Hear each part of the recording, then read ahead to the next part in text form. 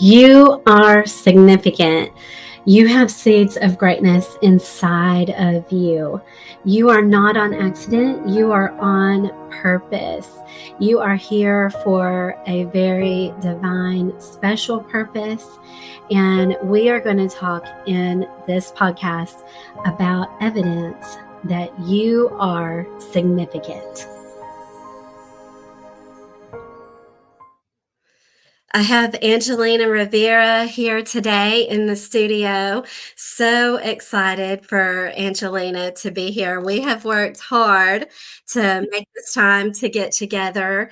Both of us have busy schedules. Angelina is working and living on like two different coasts almost and in different time zones and has so many good things going on. Angelina and I met through, I'm going to say the mastermind is what really brought us together with Brooke Hemingway and a line that she owns and runs. And we got to do so many like retreats and trainings and walks and some really cool stuff.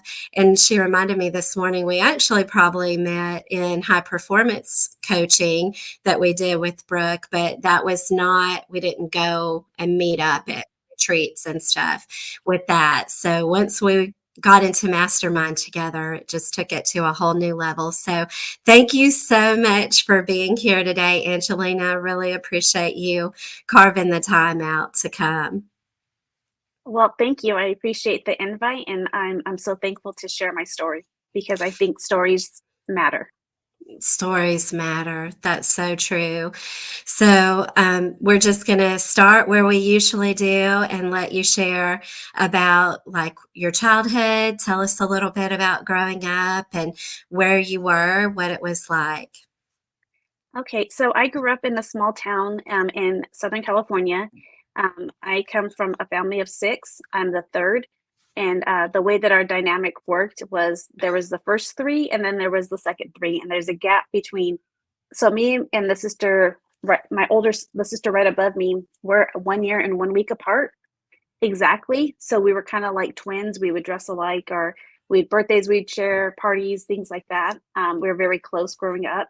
And then in between me and then my next sibling, we're about 3 years apart. So there was kind of a gap. So it was always like the first half and then the second half. Um, my mom and my parents divorced when I was fairly young.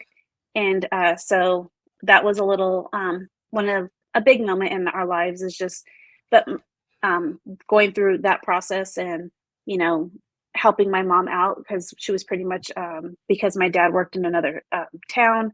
um, my mom pretty much raised us day in and day out, and she worked hard, and she went to school full time. And I remember the day that she graduated from her bachelor's. I remember that day like it was yesterday, watching my mom and not knowing what it was, but remembering how, like at the time, but how detailed it was and just how proud we all were of her. Because she was the first in her family of all her siblings to Mm. get her bachelor's. So that was really amazing. And what it instilled in me is a want to also be able to share that with for myself and have her proud of us, and the all of my siblings have since graduated or went to college and things like that. So it's, I think, something that we were instilled. That I remember her typing on the typewriter late at night for fun. We would go to the library all the time because she needed her research books and stuff. And so she would keep us busy and assign us a state to study. And so it really instilled values in me of, working hard, study, to become a learner. And when you become a learner, you ask a lot of questions, which got me in trouble a lot too, because I was the one that always asked all the questions. If my mom said no, I wanted to know why, what was the reasoning, what was the purpose. um, I was also the one that would tell her, she'd tell us to go clean her room. And so the three older ones, we'd go clean the room. And she's like, and we'd come out, I'm like, oh, we're done. She's like, well, it would have taken me 3 hours. And I said, yeah, but there's three of us. So each of us spent an hour. So therefore, and that was like my analyticalness. And Mhm. it's funny now because when we talk about it later, it's like the stuff that I was doing then is something that got me into my career that I'm doing today. And so it's just amazing how you can tie in things Um, and at the time, maybe I was maybe a loudmouth or a bossy person, or not necessarily bossy, but just inquisitive to say. And it really shaped me into the person that I am today. And that really has been, you don't see it at the time. You think maybe, it was a hard childhood. There was some struggles. I'm not to say that it was easy, um, but I appreciate what my mom did, and how she instilled, so many values into us at a very young age. And so for that, I'm very blessed. Um, Mhm. and my dad was a very mechanical person, and worked really hard in what he did. And I could see later in life how that became something, as well as like your parents, even though they may not be together, different things that you've learned and watched them through the years really shapes how you are today. And so that was really powerful to me. And I barely started to put everything together through a lot of work, meaning, on myself, doing the mastermind, personal growth, putting myself into rooms, taking time to evaluate my life, journal, um, doing the 180 method, learning how to surrender, and just in trust in God. Mhm. Mhm. Oh, wow, yeah, you've done the 180 method as well? Mhm. That's an awesome thing to add, and it's something that a lot of the guests that have come on end up having in common as we continue as Alejandra's 180 method. It's so healing and really helps create breakthroughs, I think. Would you Mhm. agree? I would agree, because a lot of times we sometimes um, think we're the victim, and we just Mm, need to take ourselves out of that and understand that anything that happens in our lives, whether the good or the bad, or the failures, or the hurt, the pain we've been through, how we can learn from it. And it's one of the things that I value in myself, and it helped me become what I call the shine principles. And that's where we learn to shine. And that is, that every day we set intentions, set goals, things like that. And we have good habits. mhm. We intentionally do the work. We look at where we need to improve on in life, and then every day we celebrate our wins. Oh, I love that. Oh my goodness. Oh, so habits, intentionally do the work, and look where you can improve, Hmm. and then celebrate wins. Yeah. Oh, I love those principles. And that's something you try to do every day, like at the end of the day. At the end of the day, well, even every in the morning, you show up. You gotta show up. You Mhm. gotta you gotta smile. You gotta thank God that you have another day, and really value that, not, oh, I have to go to work. Like, yes, I have to go to work. I have a job. I'm so blessed to have a job. Or I'm so Yes. blessed that I, have to go to lunch, or I get to go to lunch. It's not I have to. I get to go to lunch with my friends, or I get to do this. I have date night with my husband. I get to go to date night with Yes. my husband. I have a spouse that loves me. Those little Mhm. things, because there's times in our lives where, my husband and I are high school sweethearts, and there were times when we didn't take the time to really work on ourselves or with each other.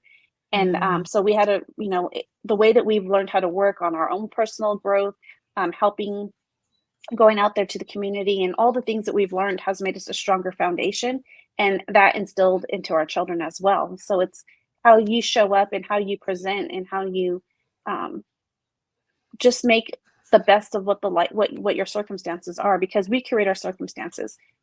And Mhm. learning that whatever we've created, just make it the best. And if we want more, then what do we need to do to get to that next level? What do we need to do to get us from A to Z? Mhm. Mhm. And what I hear in between the lines here is gratitude.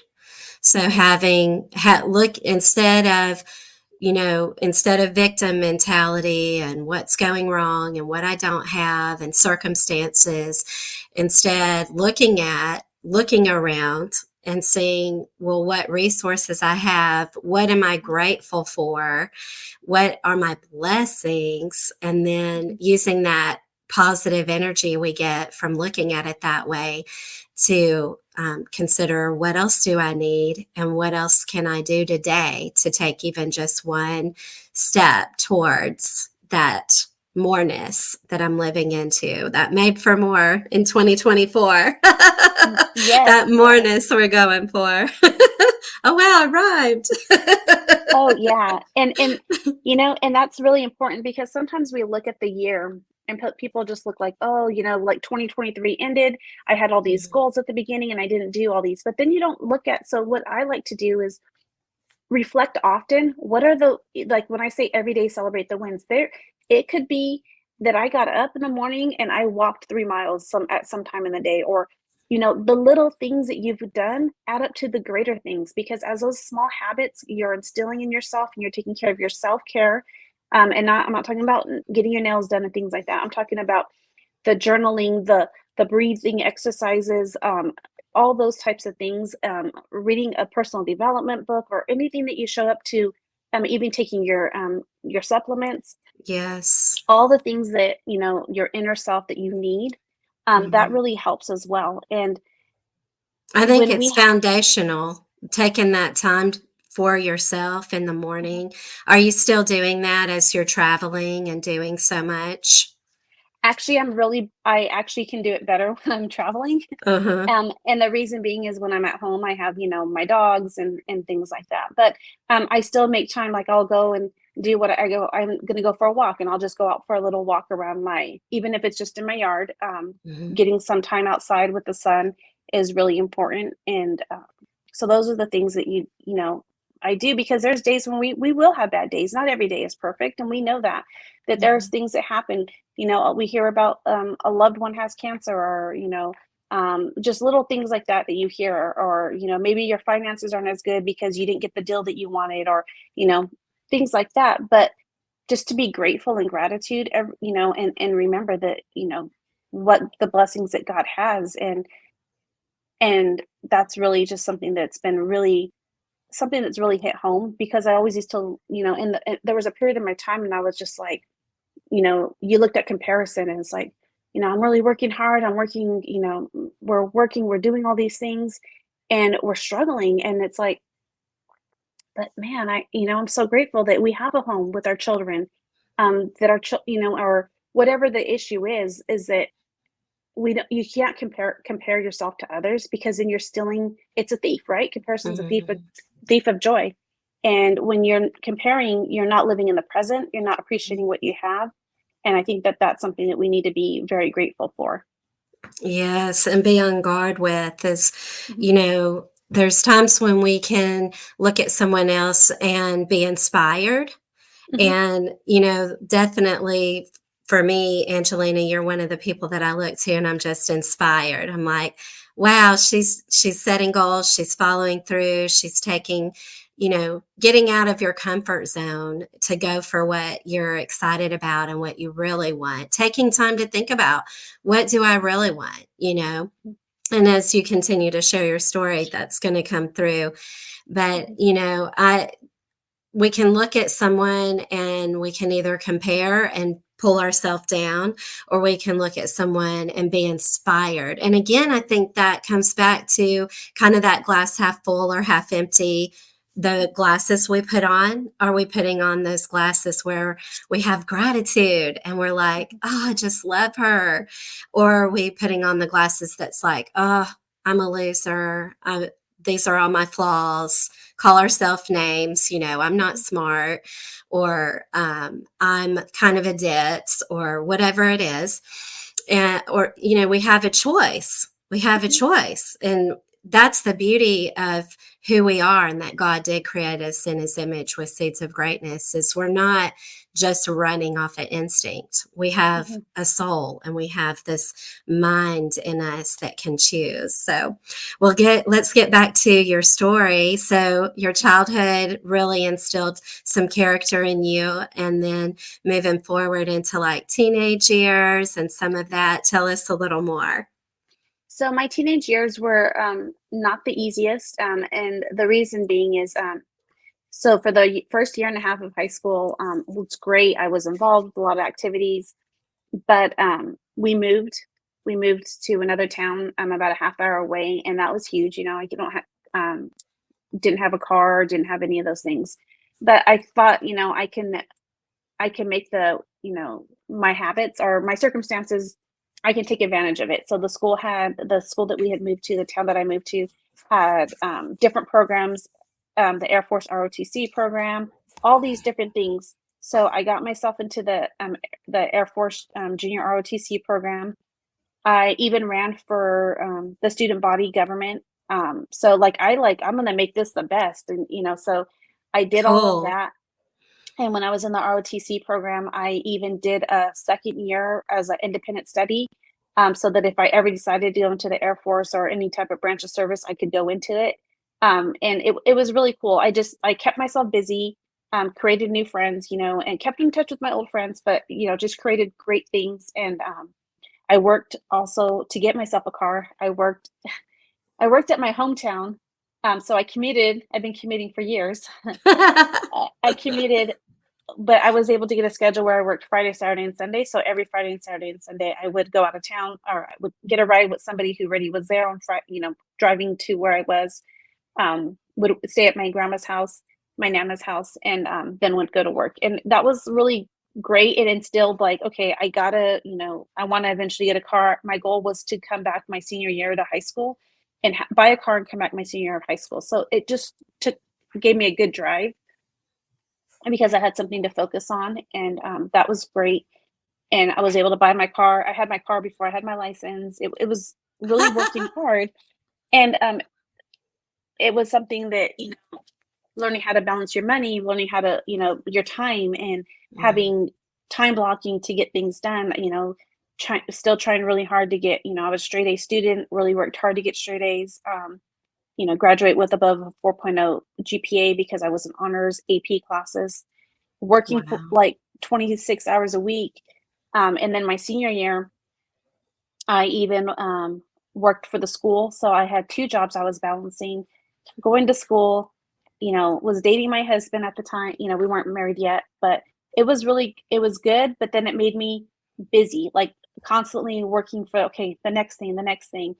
But 3 days after I left high school, graduated from high school, I was working full time and going to college full time I was working as a lab intern for a fiber cement company. I mean, and it was like in R&D, research and development. And it was fun. It was busy, but as the same time as things go, sometimes you're just working so hard, you're not enjoying life. Mhm. So you get burned out too. And Mhm. so I did experience burnout from trying to get it all done. We had our son. I was 19 when we had our son, my first son. And that really like, okay, I need to slow down a little bit and enjoy. And so luckily at that time, that's when online classes for college came out. So that made it a lot easier. It wasn't all the time, you couldn't take everything online, but it was like a pilot program. That really helped. And I worked for a company. Then I went right before my son, I worked for a different company in document control. It was a life support equipment who made respiratory products for the military. And so that was a different journey. And I looked at things a different way. And I'm like, it got me more into the process improvement. And I also learned lean manufacturing and how to streamline processes. And the reason I bring it up is because it really helped me. I used to be in charge, like I had maybe a 30-foot by 30-foot room. And by going through a lean manufacturing program that the company paid for, I was able to reduce a lot of my footprint, and I went down and was running my office from a cubicle. And it really, thrived on process improvement, looking at ways to streamline, looking at machinery that we were using, and doing all that analysis type of work that made it like, okay, of course if we do it this way, it's gonna be cheaper if we invest. And it was something like I can see a lot of things that my mind was ticking, and I was like, I could do this and I can do this and I can help the company. I even helped them become ISO certified and then recertified, which is really big in the manufacturing industry. Mhm. And that got me into a world that I never thought I would get into was manufacturing, right? Mhm. Instead of on the R&D, because I always wanted to be like a not necessarily an engineer, but like a tech person. And it got me to a different type, maybe more into the production side of things. So I did that job for 8 years, had my daughter also at the same, while at that career. was going to school still full time, trying to manage it as much as I could. And again, I just got burnt out. I just couldn't keep it up. Um, and we also had gotten married during that time frame as well. And then I found a job. The commute was hard. I was commuting, and sometimes I'd be on the road for 3 to 4 hours coming home, and it was really getting hard. And I actually took a downgrade position and got hired at the Marine base, the production plant, and at my hometown. So again, still had a commute, but I did that, and I worked there. I worked my way from a secretary to the executive secretary. I became a budget analyst, an admin advisor, a supervisor within 4 years, and then from for 13 years, I went from a supervisor to a branch manager. My last 6 years, I was a branch manager, overseeing the production, the disassembly of vehicles. Um, we were in charge of the steaming, the vehicles, the blasting, repairing them, coatings, sheet metal, 3D manufacturing. I mean, all the things I was in charge of. And I did that for 6 years. I loved my job, but I knew I was almost capped out really Mm, quickly. And I was like, I can stay here and not be maxed out in 6 years, or I can look at what else can I do. And it's very hard in the federal government. There was no more in that particular area. There was only one more position or two more positions to be promoted to, and there were like one or two, like, and you had to wait for people to retire. They weren't, there wasn't an abundance. And I said, we had a mastermind retreat, and I was like, had this feeling like I like this aching feeling that I was made for more, and I was not doing A plus. I was doing A plus work and not even really putting effort into it, and I was getting bored. And I know that that's mm, I felt like I wasn't utilizing my resources. And during that time frame, I also had become a Lean Six Sigma black belt, and I was training people and I was doing all the stuff. But when COVID happened, that we stopped our training, so it was like I had all these skills and I wasn't using them, and it was getting um, like you. I'm a thriver. I want to always learn. I want to always I'm like mm, going to these personal growth conferences. I'm in a mastermind and I'm doing all these things, and I was like, you know what? I want to see if I can retire or change my job. I want to retire. My husband um, has some health issues, and he retired about 10 years ago, medically retired. So I was like, if I wait, I'm going to have to, by the time I retire, he's going to be retired for almost 20 something years. And so I was like, let's look at the way that I could retire sooner. And so with all that being said, we were at the mastermind and we talked about what would I want if I wanted to create my own company. What would consulting look like? I really would want to go into consulting. And that birthed me 8 days later after that conference or that mastermind, researched a job. And it took a little bit of a time, but that's where I am today. Is I took a job that is literally across the country or across the US country, and I commute weekly. We're a little less now because I've passed my first 90 days, but working in a totally different avenue. Um, but it's something that, because I see that there's more things I can add to my portfolio, and also things that I can touch on. I loved helping the warfighter. It's something dear to my heart. However, in this avenue, I'm able to help the country by looking for suppliers and working on domestic manufacturers. And so it's something that I think is just really awesome, is that you don't have to stay stagnant just because, it was something I learned with the 180 method. Is you can surrender, you can let go, you can understand that there are times in your life where you can go on and try to reach for the next best thing. Doesn't make you a bad person, doesn't mean that you don't care. It means that God has put something else on you and he wants you to conquer something else. mhm, mhm. Wow. So tell me a little more, what are you doing now? So you were helping the warfighter working on the Marine base where Mhm. you promoted from secretary to branch manager in Mhm. 6 years. So wow, that is awesome. And just everything that you've shared that you were doing, it just shows that God's blessed you with a really good mind to be able to work hard. And you have a lot of energy. Your body will let you push you really hard and do a lot on a little bit of sleep.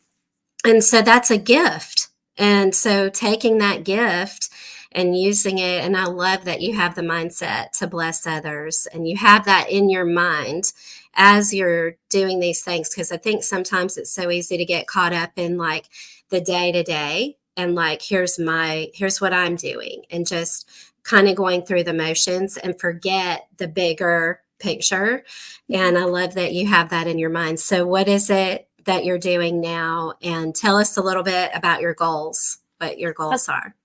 Okay, so what I'm doing now is what I do is I help suppliers, manufacturers that mainly focused on small, medium-sized manufacturers, and I help them if they need a certain material or something that they need manufactured, help them to try to find that product domestically within the United States.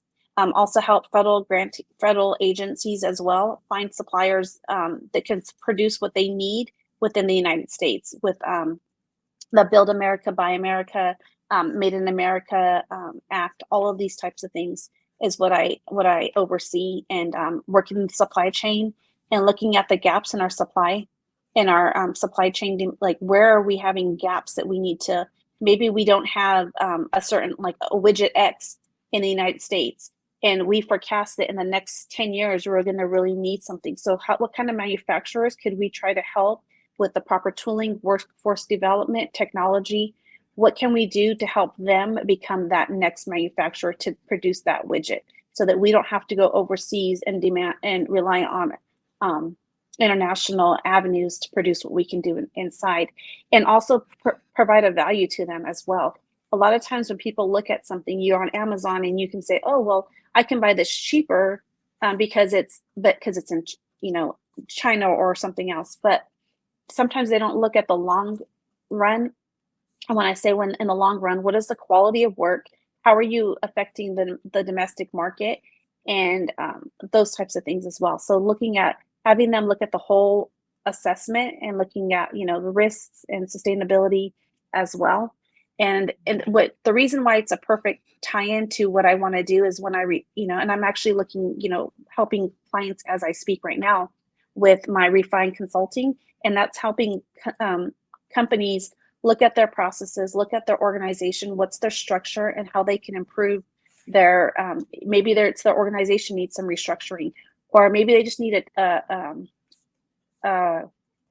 a conference on how, to improve, or just a talk. Sometimes motivational transformation, those types of talks help people as well to see where they need to thrive at.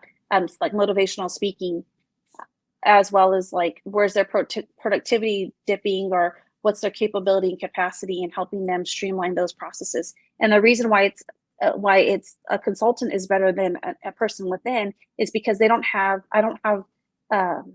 get a bonus from helping them or anything. Like, I don't have personal ties, and so I'm looking at the best interest of the company, and not for, if I was an employee, they look for the best interest within themselves at times. And so that's why it's good to always hire an outsider to look at things like that, because they have fresh eyes and they're not vested into the process. You sort of bring in that third party validation that a Mhm. company needs to create change, Mhm. where the employees may be suspicious of personal gain, Mhm. whereas if a consultant comes in, then it's like, okay, if she says it, then it's just because it's true. It needs to happen. So that's awesome. I can see you being really, really good at that. So, um, talk a little bit more about, like, as you're expanding that, what could someone do if they wanted to get in touch with you to have some consulting done? Okay, so they can go to my link tree, and it's my link tree is Angelina Rivera, and on there's a box where you can click for a free consultation call. I'm also going to be doing, and say you don't have a company, you're listening to this and you're like, oh, I'm really impressed on how she's developing these habits or things like that. I'm also going to be hosting a free webinar in Mhm. a couple of weeks, and it's going to be on time blocking and things like that, and helping you with, not necessarily telling you what tools to use, but giving you a different options of tools, because I know that I'm one of those persons. If you tell me to do this and it doesn't work, I'm going to give up. But giving you options of different tools to find out what works for you, because you have to try it for yourself. What may work for me may not work for everybody else. So giving you options. I'm hosting a free webinar in a couple of weeks. So there's also a link on my link tree that you can register for that. And Darlene, I want to say that you've inspired me. I've been talking about doing a podcast, and so that'll be launching my podcast on Refine It. It's going to be Refine and Shine, and it's going to be talking about habits, time blocking, and how we also the journey of how we can refine our lives and look at how we can continue to shine through all the tribulations that we go through. That'll be coming out in a couple of months. Oh, I'm so excited. I can't wait for it. So that was something I thought about as you were talking too, is because I have a homemaking background and I have a homeschooling background. That, a lot of these things that you're doing on a big level corporately, really to help America so that we have domestic sourcing versus international sourcing.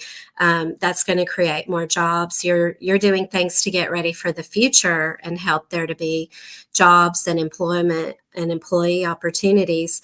But when you scale that down, these are skills that are even so important just to help a family function, Mm-hmm. to help an individual function in their own life. A lot of I don't know. I connect a lot with women who are coming out of codependency.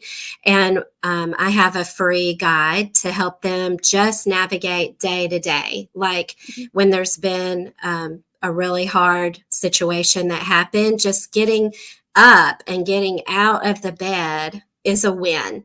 It's a win. Exactly. Yes. And then having like something in front of you when you can't think because you're literally trying to heal through a trauma that it was maybe a verbal abuse conversation, or maybe you're suffering some isolation as a codependent. And isolation is really one of the worst forms of abuse that a person can suffer. Taking that that guide, and it has 3 categories on it. And it's the free guide that I attach to the podcast each episode that will take you through, what do I need to do for self-care? What do I need to do for my family to help take care of my family today? It has even just like, does your kid have a field trip permission form you need to sign? And you don't want to be the mom who forgot to sign that, right? What do I need to do for work? So that, hey, sometimes when trauma happens, it's like, oh my goodness, I forgot to call in. I knew I couldn't go, but I forgot to call. So you don't lose your job. You have a check mark that you can say, call in or make arrangements. So, taking these principles down of refining and looking at your day and looking at processes and how you can have processes. For one, there's having a process, and then there's improving the process. And I think one of the things that can be challenging too is boundaries get Mm-hmm. involved in this, right? I would think you would even help companies who have struggles with boundaries at a corporate level. Like, are we really going to implement some disciplinary code, if such and such happens or doesn't happen, and what's our process going to be in that? So speak to that a little bit. Well, with the boundaries, I mean, what I will be teaching, and one of the things that I've helped people with is not only boundaries, like, organizations, like looking at the whole and making sure that we communicate, because that's really important. When you're going to make a change, it's no, a lot of people do not like change. Let's be honest. They don't like change. I've been Mm-hmm. doing this thing process for 50 years and it's worked. But you got to look at technologies improving. There's advances in technology. Maybe this because you've been doing it for 20 or 50 years doesn't mean it's the right way to do it. And there's quality that can be put into place and different things like that. So that's one of the things that I help companies see. And I'm going to be starting a personal coaching program soon, and that'll be more, like I said, onto like maybe a mother or a student, going to school, about not only how do you do your time blocking, helping them look at their schedule, what are their issues with overcoming procrastination, overwhelm, and also dealing with boundaries, and how Mm-hmm. just because somebody calls you and says, hey, can you go to lunch in an hour, how you can learn how to say no and not feel bad about it, because you have to do, maybe you have a test you have to study for, or things like that. But not letting people walk all over you is another thing that's very important, because there were times when I would just feel so guilty and just drop everything and then go and do whatever I needed to do to hang out with somebody or help a family member out. But then I was up at night, going to school full time, or, going to school, raising my kids, going to school, having a spouse. And I would be up at night till 2 o'clock in the morning finishing a paper I had to finish because I wasn't holding true to the boundaries that I needed to set. And so I follow a very simple rule. I plan out my week on Sunday, look at what I have, look at the calendar. I do mess up sometimes. Did mess up once with you, Darlene. I apologize for that. But That's uh, okay. but I'm I not mess up perfect. too. No, it's not about perfection. It's Yeah. about improvement. And so I look at my calendar and look, and then if and I even make sure I time block some time for myself, my self care, going for walks, a date night with my husband. It's very, very important. You can't be married for 20 plus years without making sure you're still dating your spouse. Um, Yes. so different, even like grocery shopping, blocking out the grocery shopping, and also not being afraid to delegate tasks. I have Hmm. adult children that live at home. My daughter helps me tremendously. We all get together on Sunday night, and we talk about the meal planning. What groceries do we need for meal planning? These are all the things that I can help people with because Hmm. I've learned how to do it. I've worked it out, and then be able to work. And when I say I worked full time at my old job, I was working 6 days a week, sometimes 12 to 16 hours I was away from the home. Hmm. And so it was very important to make sure I'm setting up all these things so that we could survive and that we And you still, still have a turtle. yeah, You've I got a still, turtle and dogs, and you love plants, and all those and I things have a need cat. care. And you have a Yeah. cat. Yeah. And this is so important to bring in because a lot of times when we, meet or hear a woman that's doing all the things you're doing, we just feel like, well, she just must not have a life. Like, imagine you going home to like this box with almost Mhm. nothing there. And that's just not true. Mhm. You have a lot of things that you're nurturing in your personal life, and you're still able to do that because of what you're saying. You're not afraid to delegate. Mhm. You've got somebody feeding the dogs when you're not there, and your turtle and Right. your plants, and you're setting Well, time when, like, okay, plants need care about once a week, maybe mhm. twice, and you've got a plan for that. And you have supportive people that are willing to help, Yeah. it sounds like. And it wasn't always easy to get your family, like, we've been through our struggles with my marriage, and, it wasn't easy when my husband got sick, and, those are things that were unplanned for. But you can be hateful, or you can, or, but who are you going to hate? This things happen. God made us a certain way, and you just learn to deal with it and communicate. And one of the things we do, like, a grocery list, the way that we share our grocery list, and we have it, everybody has an iPhone, you can share it on your notes. And it's really been such a Mhm. helpful tool because just the way, and my family's like, hey, this will work better. Do you think? And we talk about it. We still have, like, I run, it's like we're a family, we're a team, and we have our meetings. We talk about what's going on for the week. What can we do? Who's going to go to Costco? Those are the types of things that we talk about. And it's made it so much easier. And one of the things too is, on top of everything, my husband and I are representatives for a nonprofit organization that helps military veterans, first responders, help them with their health issues like mental health, um, different things like that. Get outside and move their bodies by way of remote control cars. And it's such Mhm. a great thing because we're hosting events once a month, getting out there and doing all of this because we have the energy to do it, because we have made our schedules so easy. It's not easy, they get busy, but because we've communicated, we can find out and figure out what works. We look at the calendar, okay, we're going to host an event this Saturday, I'll host an event.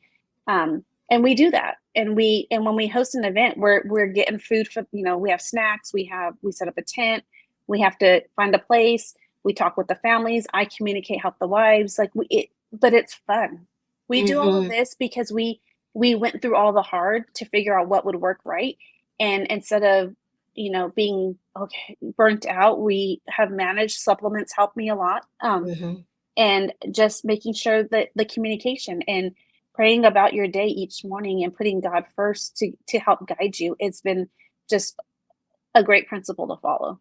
Yes. Oh, I love that so much. And you're finding out how you can give back in a way that fills your cup.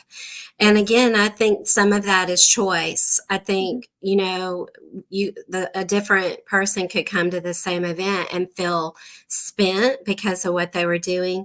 Or you can be like, man, this is so awesome. I love seeing everybody's smiles on their Hmm. face and seeing the health and mental Hmm. health that this is giving someone, seeing the progression every month as you're hosting and being involved with that and just seeing how it's making a difference and then taking that energy and it fills your Hmm. cup back up. Yeah. Yeah. And it's just building those relationships too. And to helping like I'm we were last month we were with it rained on their event, but the guy still crawled, and so me and one of the wives, we just sat in the truck because it was raining so much. And it was the first time I met her, and just being compassionate to hear other people's stories and share with them.